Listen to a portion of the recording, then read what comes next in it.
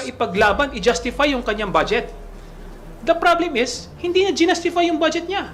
So it's her responsibility. Sinabi niya, bahala ang Kongreso. Ilang beses siyang inimbitahan, hindi siya umattend, hindi siya pumunta para i-justify yung kanyang budget. Kumustahin ko lang po sana kung matutuloy yung hearing ng good government and public accountability at ano pong masasabi nyo na sinabi ni Vice President Sara Duterte sa isang interview na hindi siya dadalo rito kahit na nag-serve din personally nung Quadcom, nag-serve din ng committee secretary sa kanya ng invitation sana. Ano pong masasabi nyo? As the Vice Chairman ng Blue Ribbon Committee, nakakalungkot nga na hindi pupunta ang ating Vice President dahil marami siyang dapat na ipaliwanag tungkol dun sa mga nangyayari. At syempre kailangan ding umattend yung mga pinatawag ng House. Sa totoo lang, gusto na rin naming matapos yung investigasyon ng Blue Ribbon sa committee na ito para makapag-file na rin kami ng committee report. At sa katunayan, dahil sa gusto nga nating matapos na yung hearing sa committee na ito, kami sa Blue Ribbon Committee at saka sa Quadcom, aming binibigyan na importansya na kailangan dumating yung mga ipinatawag natin. Lalong-lalo na pati yung mga pumirma ng mga acknowledgement receipt. So, nag-usap-usap kami, voluntaryo na magbibigay kami ng pabuya ng 1 million pesos sa kung sino mang makakapagsabi o makakapagbigay ng impormasyon kung sino si Mary Grace Piatos. So kami sa committee ng Blue Ribbon at saka sa Quad Committee, nagboluntaryo kami na mag-produce ng 1 million kung sino man ang makapagbibigay ng impormasyon patungkol kay Mary Grace Piatos at least para maka-attend siya sa hearing. Sundan ko lang naman napakadami na pong imbitasyon lalo sa mga sumusunod naman po sa ating hearings.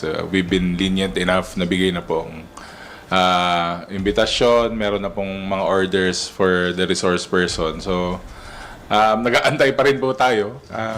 We've shown that the House has been fair and the committee has been doing its job with lahat na po ng klaseng diligence binibigay naman po namin sa karespeto. So, it's about time na they attend and they explain ito pong mga anomalya na nangyayari. Itong sabi nga ni Congressman Jay, isama mo na rin si si Chippy McDonald. Saka sino pa ba yung mga fictitious na tao na mention niya. Siyempre, yung pinakasikat, si Mary Grace Piatos na patuloy po nating hinahanap para mapaliwanag po yung mga acknowledgement receipts na andyan na po na kumbaga nag-trending na yun. So, but again, the committee is doing its work. Tuloy lang po kami kasi gusto na rin po namin na matapos na rin yung investigasyon at patapos na rin po ang session namin. May mga ilang araw na lang po. In addition, napaka-importante kasi na maipakita natin kung sino ba talaga yung mga taong tumanggap ng pondo o pera galing sa confidential fund ng Office of the Vice President. Kasi sinasabi ni VP Sara na peke daw yung mga acknowledgement receipt na ipinakita sa hearing. Itong mga acknowledgement receipt na ito galing po ito ng Commission on Audit at sinabi nga ng Commission on Audit na ito yung mga ipinasa na acknowledgement receipt ng Office of the Vice President. So paano mo sasabihin na ito ay mga peke? Ang pondo nagastos ng 11 days, mas mas mabilis pa. Sabi nga natin, kung si Napoles, 60 days niya naubos yung pondo, ito, 11 days lang, So kinakailangan talaga natin, yan yung kahalagahan na malaman natin kung ano yung katotohanan at napaka-importante na yung mga tao mismo na tumanggap ng pondo, pumirma sa acknowledgement receipt, makausap din at makausap at umattend ng hearing. No? At isa na nga dito, si Mary Grace Piatos. Kaya nga nag-usap-usap kami ng mga miyembro ng Quad at saka ng Blue Ribbon para mag-come up ng 1 million para ibigay kung sino man ang may alam ng kinaroroonan ni Mary Grace Piatos. Opo. Kung quick follow-up lang po about dun sa good government hearing, may balita rin po ba kay OVP Chief of Staff Yusek Zuleika Lopez? Kasi sa letter niya ang kanyang balik November 14. Are we hoping na sa next hearing natin ay makakadalo na siya? Do we have a new invitation na sent to Yusek Lopez office? Yung reply letter naman niya nandun na she indicated na she will be back sa yung oras na na-mention mo, sa 14. Pero kailangan niya pong i-honor yon kasi napakahalaga niya po sa mga hearings na to, no? Kasi siya po ang nagre-release mas marami po siyang masasagot na importanteng mga katanungan and hopefully she would shed light dito sa mga anomalya na nahanap po ng Good Government Committee. Salamat. Ang balita ng committee is dumating na siya. Actually, November 14, ang balita ng ating committee, dumating na siya. So, ini-expect natin sa Wednesday, attend siya. Dahil nga nakatanggap na siya ng subpoena, no? So, ini-expect natin na susunod siya sa invitation ng komite at magpapakita na at least para magbigay linaw patungkol dun sa paggastos ng Office of the Vice President ng kanyang confidential fund. Kumustahin ko lang po sana kung matutuloy yung hearing ng good government and public accountability at ano pong masasabi nyo na sinabi ni Vice President Sara Duterte sa isang interview na hindi siya dadalo rito kahit na nag-serve din personally nung Quadcom, nag-serve din ng committee secretary sa kanya ng invitation sana. Ano pong masasabi nyo? As the Vice Chairman ng Blue Ribbon Committee, nakakalungkot nga na hindi pupunta ang ating Vice President dahil marami siyang dapat na ipaliwanag tungkol dun sa mga nangyayari at syempre kailangan ding umattend yung mga pinatawag ng House. Sa totoo lang, gusto na rin naming matapos yung investigasyon ng Blue Ribbon sa committee na ito para makapag-file na rin kami ng committee report. At sa katunayan, dahil sa gusto nga nating matapos na yung hearing sa committee na ito, kami sa Blue Ribbon Committee at saka sa Quadcom, aming binibigyan na importansya na kailangan dumating yung mga ipinatawag natin. Lalong-lalo na pati yung mga pumirma ng mga acknowledgement receipt. So, nag-usap-usap kami, voluntaryo na magbibigay kami ng pabuya ng 1 million pesos sa kung sino mang makakapagsabi o makakapagbigay ng impormasyon kung sino si Mary Grace Piatos. So kami sa committee ng Blue Ribbon at saka sa Quad Committee, nagboluntaryo kami na mag-produce ng 1 million kung sino man na makapagbibigay ng impormasyon patungkol kay Mary Grace Piatos at least para maka-attend siya sa hearing. Sundan ko lang naman napakadami na pong imbitasyon lalo sa mga sumusunod naman po sa ating hearings. We've been lenient enough na bigay na pong imbitasyon, meron na pong mga orders for the resource person. So nag-aantay pa rin po tayo.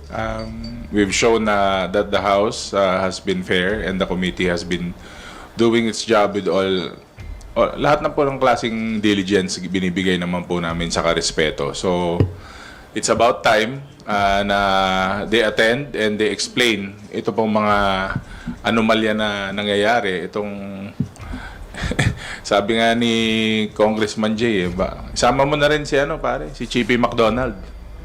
Saka si sino pa ba yung mga fictitious na tao na mention niya. Siyempre, yung pinakasikat, si Mary Grace Piatos, na patuloy po nating hinahanap para mapaliwanag po yung mga acknowledgement receipts na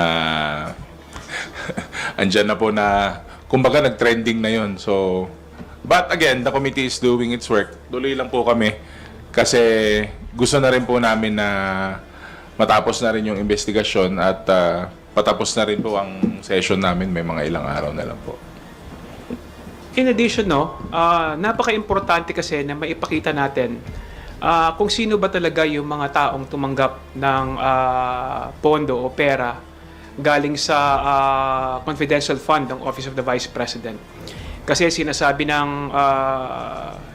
ni VP Sara na peke daw yung mga acknowledgement receipt na ipinakita sa hearing.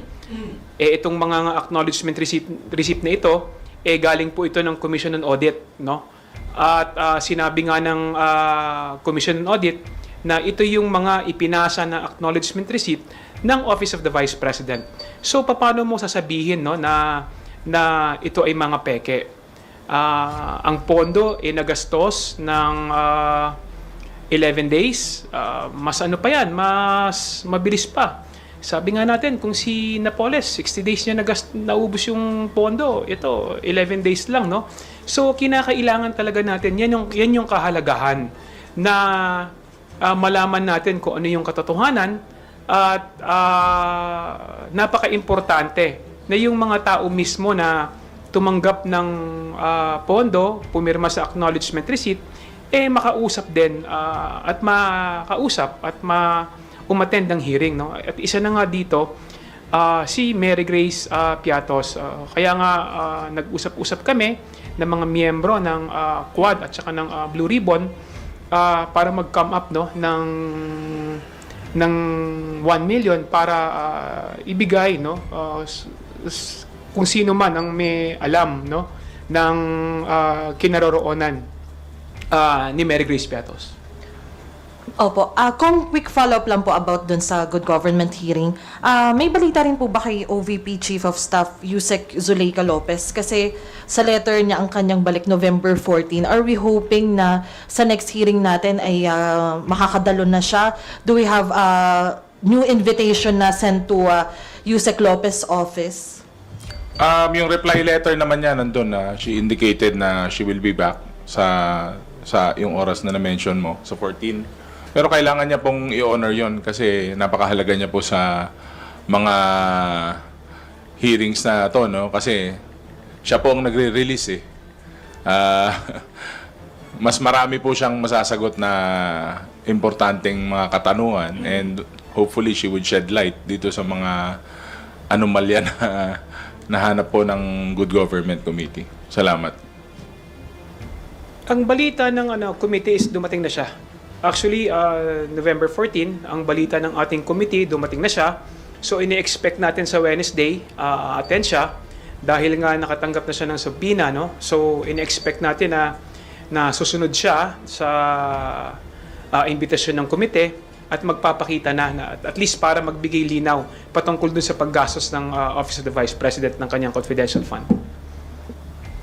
Kumustahin ko lang po sana kung matutuloy yung hearing ng good government and public accountability at ano pong masasabi nyo na sinabi ni Vice President Sara Duterte sa isang interview na hindi siya dadalo rito kahit na nag-serve din personally nung Quadcom, nag-serve din ng committee secretary sa kanya ng invitation sana. Ano pong masasabi nyo?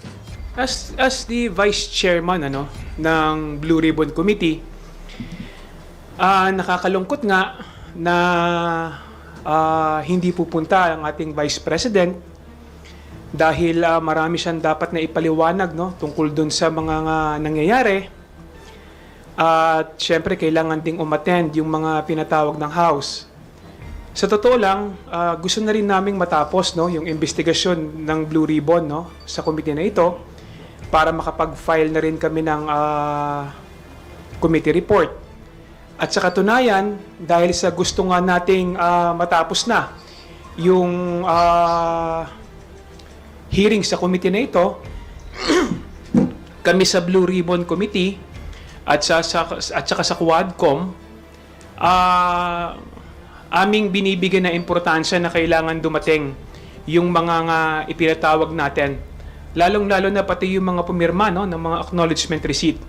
So, nag-usap-usap kami, voluntaryo, na magbibigay kami ng pabuya, no, ng 1 million pesos sa kung sino mang makakapagsabi o makakapagbigay ng impormasyon kung sino si Mary Grace Piatos.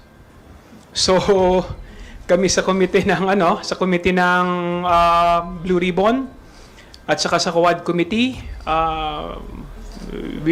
nagboluntaryo kami na mag-produce ng 1 million kung sino man na makapagbibigay, no, ng impormasyon patungkol kay Mary Grace Piatos at least para maka-attend siya sa hearing.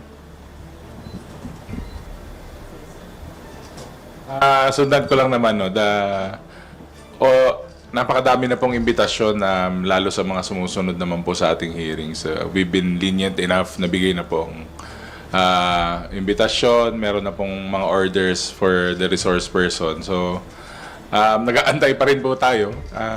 We've shown that the House has been fair and the committee has been doing its job with lahat na po ng klaseng diligence binibigay naman po namin sa respeto. So, it's about time na they attend and they explain ito pong mga anomalya na nangyayari. Itong sabi nga ni Congressman Jay, isama mo na rin si si Chippy McDonald. Saka sino pa ba yung mga fictitious na tao na mention niya. Siyempre, yung pinakasikat, si Mary Grace Piatos, na patuloy po nating hinahanap para mapaliwanag po yung mga acknowledgement receipts na andyan na po na, kumbaga, nag-trending na yun. So, but again, the committee is doing its work. Tuloy lang po kami kasi gusto na rin po namin na matapos na rin yung investigasyon at patapos na rin po ang session namin. May mga ilang araw na lang po. In addition, no, napaka-importante kasi na maipakita natin kung sino ba talaga yung mga taong tumanggap ng pondo o pera galing sa confidential fund ng Office of the Vice President. Kasi sinasabi ni VP Sara na peke daw yung mga acknowledgement receipt na ipinakita, no, sa hearing. Itong mga acknowledgement receipt na ito, galing po ito ng Commission on Audit, no? At sinabi nga ng Commission on Audit na ito yung mga ipinasa na acknowledgement receipt ng Office of the Vice President. So paano mo sasabihin, no, na ito ay mga peke? Ang pondo nagastos ng 11 days, mas ano pa yan, mas mabilis pa. Sabi nga natin, kung si Napoles, 60 days niya naubos yung pondo, ito, 11 days lang, no? So, kinakailangan talaga natin, yan yung kahalagahan na malaman natin kung ano yung katotohanan at napaka-importante na yung mga tao mismo na tumanggap ng pondo, pumirma sa acknowledgement receipt, makausap din at makausap at umattend ng hearing, no? At isa na nga dito si Mary Grace Piatos.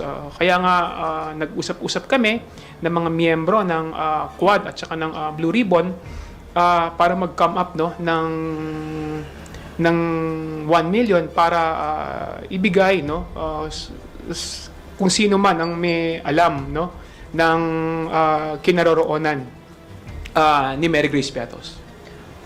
Opo. Kung quick follow-up lang po about dun sa good government hearing, may balita rin po ba kay OVP Chief of Staff Yusek Zuleika Lopez? Kasi sa letter niya ang kanyang balik November 14. Are we hoping na sa next hearing natin ay makakadalo na siya?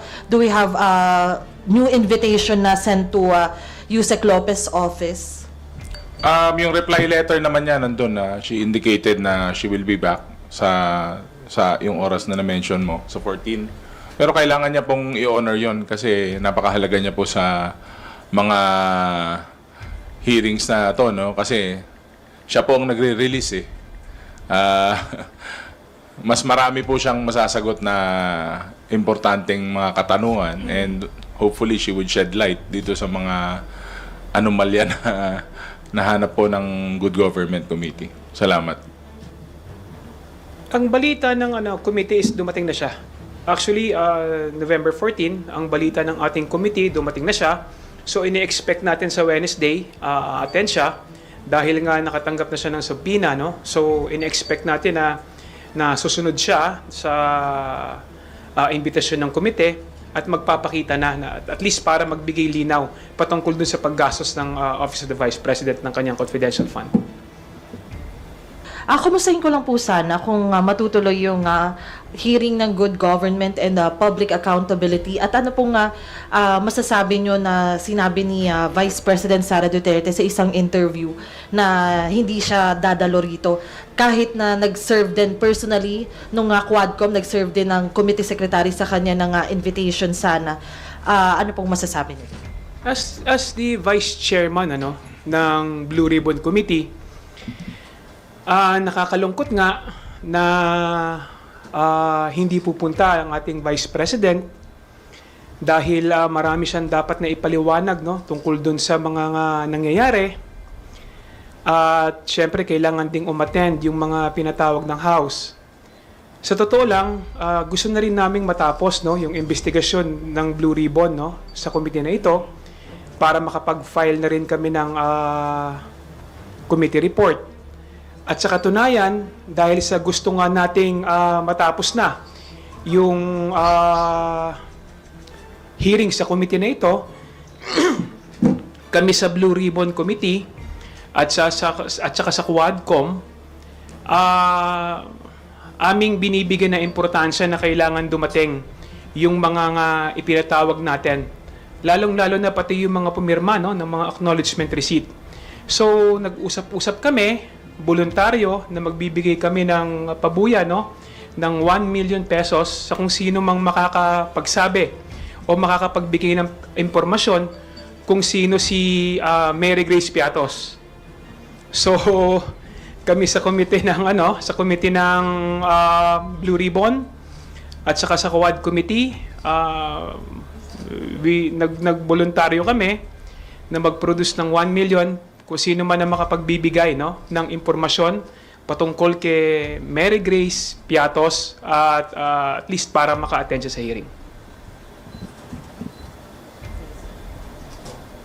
Sundan ko lang naman, napakadami na pong imbitasyon lalo sa mga sumusunod naman po sa ating hearings. We've been lenient enough, nabigay na pong imbitasyon, meron na pong mga orders for the resource person. So, nag-aantay pa rin po tayo.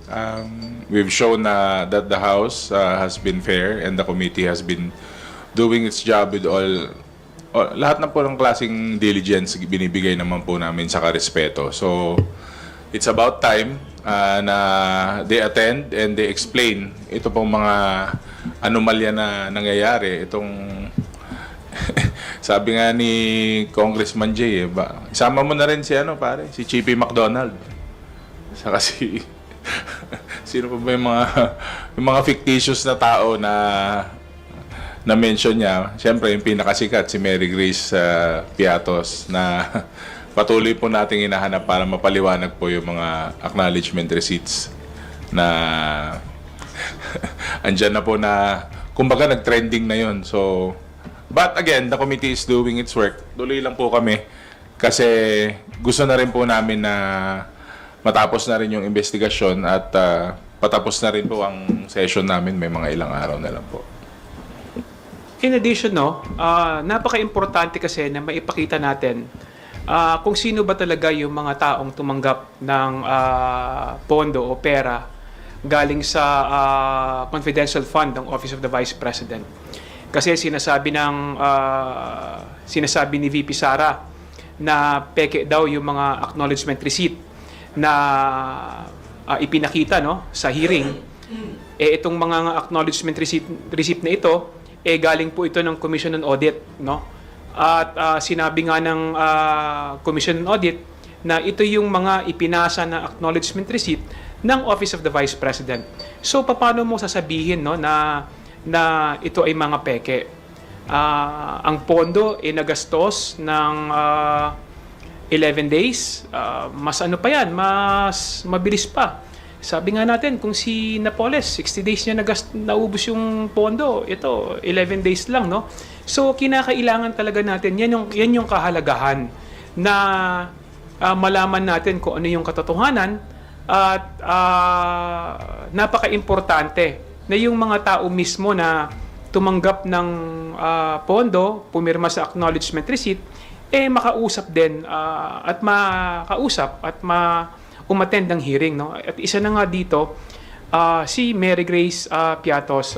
Kaya nga nag-usap-usap kami ng mga miyembro ng Quad at saka ng Blue Ribbon para mag-come up no ng 1 million para ibigay no kung sino man ang may alam no ng kinaroroonan ni Mary Grace Piatos. Opo. Kung quick follow-up lang po about dun sa good government hearing, may balita rin po ba kay OVP Chief of Staff Yusek Zuleika Lopez? Kasi sa letter niya ang kanyang balik November 14. Are we hoping na sa next hearing natin ay makakadalo na siya? Do we have a new invitation na sent to Yusek Lopez office? Yung reply letter naman niya nandun na she indicated na she will be back sa yung oras na na-mention mo, sa 14. Pero kailangan niya pong i-honor yon kasi napakahalaga niya po sa mga hearings na to, no? Kasi siya po ang nagre-release mas marami po siyang masasagot na importanteng mga katanungan and hopefully she would shed light dito sa mga anomalya na nahanap po ng Good Government Committee. Salamat. Ang balita ng committee is dumating na siya. Actually, November 14, ang balita ng ating committee, dumating na siya. So, ini-expect natin sa Wednesday, attend siya. Dahil nga nakatanggap na siya ng subpoena, no? So, ini-expect natin na susunod siya sa imbitasyon ng komite at magpapakita na at least para magbigay linaw patungkol dun sa paggastos ng Office of the Vice President ng kanyang confidential fund. Kumustahin ko lang po sana kung matutuloy yung hearing ng good government and public accountability at ano pong masasabi nyo na sinabi ni Vice President Sara Duterte sa isang interview na hindi siya dadalo rito kahit na nag-serve din personally nung Quadcom, nag-serve din ng committee secretary sa kanya ng invitation sana. Ano pong masasabi nyo? As the Vice Chairman ng Blue Ribbon Committee, nakakalungkot nga na hindi pupunta ang ating Vice President dahil marami siyang dapat na ipaliwanag tungkol dun sa mga nangyayari. At syempre kailangan ding umattend yung mga pinatawag ng House. Sa totoo lang, gusto na rin naming matapos yung investigasyon ng Blue Ribbon sa committee na ito para makapag-file na rin kami ng committee report. At sa katunayan, dahil sa gusto nga nating matapos na yung hearing sa committee na ito, kami sa Blue Ribbon Committee at saka sa Quadcom, aming binibigyan na importansya na kailangan dumating yung mga ipinatawag natin. Lalong-lalo na pati yung mga pumirma ng mga acknowledgement receipt. So, nag-usap-usap kami, voluntaryo na magbibigay kami ng pabuya ng 1 million pesos sa kung sino mang makakapagsabi o makakapagbigay ng impormasyon kung sino si Mary Grace Piatos. So kami sa committee ng Blue Ribbon at saka sa Quad Committee, nagboluntaryo kami na mag-produce ng 1 million kung sino man ang makapagbibigay ng impormasyon patungkol kay Mary Grace Piatos at least para maka-attend siya sa hearing. Sundan ko lang naman, no, napakadami na pong imbitasyon, lalo sa mga sumusunod naman po sa ating hearings. We've been lenient enough na bigay na pong imbitasyon, meron na pong mga orders for the resource person. So, nag-aantay pa rin po tayo. We've shown that the House has been fair and the committee has been doing its job with lahat na po ng klaseng diligence binibigay naman po namin sa karespeto. So, it's about time na they attend and they explain ito pong mga anomalya na nangyayari. Itong sabi nga ni Congressman Jay, isama mo na rin si si Chippy McDonald. Saka sino pa ba yung mga fictitious na tao na mention niya? Siyempre, yung pinakasikat, si Mary Grace Piatos, na patuloy po nating hinahanap para mapaliwanag po yung mga acknowledgement receipts na andyan na po na, kumbaga, nag-trending na yun. So, but again, the committee is doing its work. Tuloy lang po kami kasi gusto na rin po namin na matapos na rin yung investigasyon at patapos na rin po ang session namin. May mga ilang araw na lang po. In addition, napaka-importante kasi na maipakita natin kung sino ba talaga yung mga taong tumanggap ng pondo o pera galing sa confidential fund ng Office of the Vice President. Kasi sinasabi ni VP Sara na peke daw yung mga acknowledgement receipt na ipinakita sa hearing. Itong mga acknowledgement receipt na ito galing po ito ng Commission on Audit, At sinabi nga ng Commission on Audit na ito yung mga ipinasa na acknowledgement receipt ng Office of the Vice President. So paano mo sasabihin na ito ay mga peke? Ang pondo nagastos ng 11 days, mas mas mabilis pa. Sabi nga natin, kung si Napoles, 60 days niya naubos yung pondo, ito, 11 days lang, So, kinakailangan talaga natin, yan yung kahalagahan na malaman natin kung ano yung katotohanan at napaka-importante na yung mga tao mismo na tumanggap ng pondo, pumirma sa acknowledgement receipt, makausap din at umattend ng hearing, At isa na nga dito, si Mary Grace Piatos. Kaya nga nag-usap-usap kami ng mga miyembro ng Quad at saka ng Blue Ribbon para mag-come up ng 1 million para ibigay kung sino man ang may alam ng kinaroroonan ni Mary Grace Piatos. Opo. Kung quick follow-up lang po about dun sa good government hearing, may balita rin po ba kay OVP Chief of Staff Yusek Zuleika Lopez? Kasi sa letter niya ang kanyang balik November 14. Are we hoping na sa next hearing natin ay makakadalo na siya? Do we have a new invitation na sent to Yusek Lopez office? Yung reply letter naman niya nandun na she indicated na she will be back sa yung oras na na-mention mo, sa 14. Pero kailangan niya pong i-honor yon kasi napakahalaga niya po sa mga hearings na to, Kasi siya po ang nagre-release mas marami po siyang masasagot na importanteng mga katanungan and hopefully she would shed light dito sa mga anomalya na nahanap po ng Good Government Committee. Salamat. Ang balita ng committee is dumating na siya. Actually, November 14, ang balita ng ating committee, dumating na siya. So, ini-expect natin sa Wednesday, attend siya. Dahil nga nakatanggap na siya ng subpoena, So, ini-expect natin na susunod siya sa imbitasyon ng komite at magpapakita na at least para magbigay linaw patungkol dun sa paggastos ng Office of the Vice President ng kanyang confidential fund.